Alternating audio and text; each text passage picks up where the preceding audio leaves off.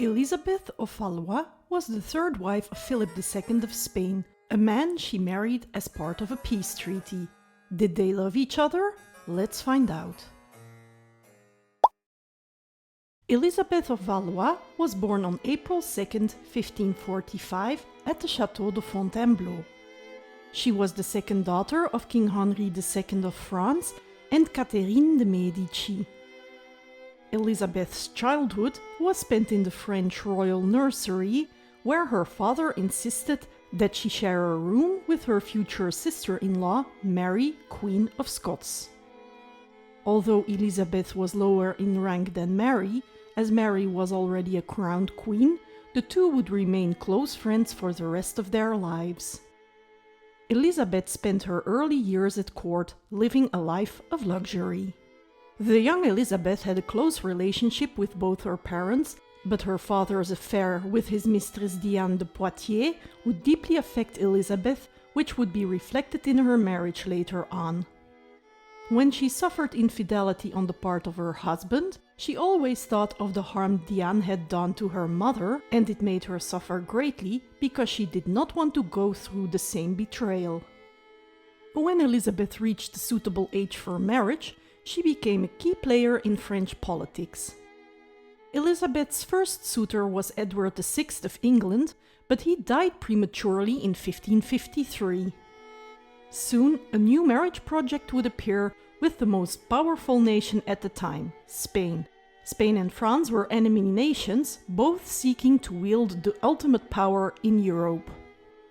On April 3, 1559, a treaty was signed at Cateau-Cambresis, which aimed to eliminate all animosity between France and Spain.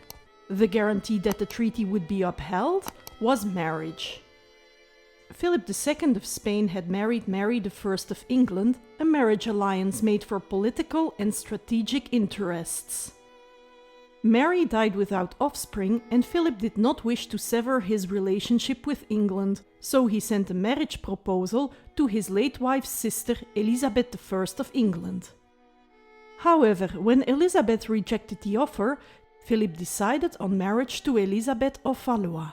As the king had a desire to meet his bride in person as soon as possible, and as it was contrary to good manners and protocol for spouses to meet prior to the marriage ceremony, his servants arranged for him to catch a glimpse of her from a hidden tribune. The by-proxy wedding between Philip and Elisabeth took place on June 22, 1559, in the Notre Dame Cathedral of Paris. During the festivities organized for the wedding, Elisabeth's father Henri was seriously wounded when a lance penetrated the king's eye during a jousting festival. He died a few days later, on July 10, 1559. Elisabeth was present when the accident happened. The death of her father caused Elisabeth's departure for Spain to be delayed, and she was in mourning until the moment she arrived in Spain. Elisabeth set foot on Spanish soil for the first time on January 6, 1560, and on February 2nd of the same year, the official wedding between them took place. In addition to the political advantages contained in the alliance, there was the hope that Elisabeth of Valois would be as fertile as her mother Catherine, who had borne Henri II 9 children. The peace treaty was welcomed by the Spanish population, and the young Elisabeth quickly became loved by the Spanish people. She was known among them as Elisabeth of Peace. As Elisabeth was only 13 years old at the time of her marriage, it took a year before the marriage was consummated. During this time, the king, who was 33 years old, was unfaithful to her with some of the ladies of the court. However, after the marriage was consummated, Philip became completely enchanted with his 14-year-old bride, and by 1564 all affairs had halted.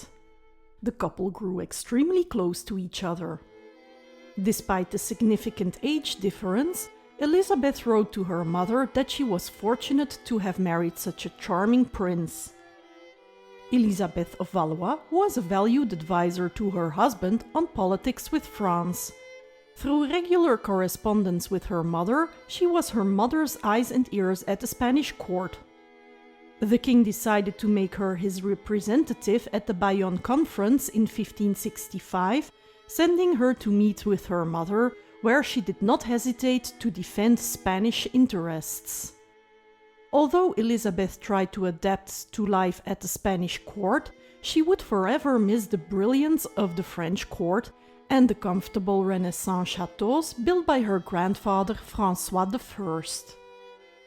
Eventually, the Spanish court would settle in the Alcazar of Madrid after Elisabeth expressed her dislike for the Alcazar of Toledo, where they lived for 6 months. In May of 1564, Elisabeth's first pregnancy was announced, but 3 months later she miscarried twins.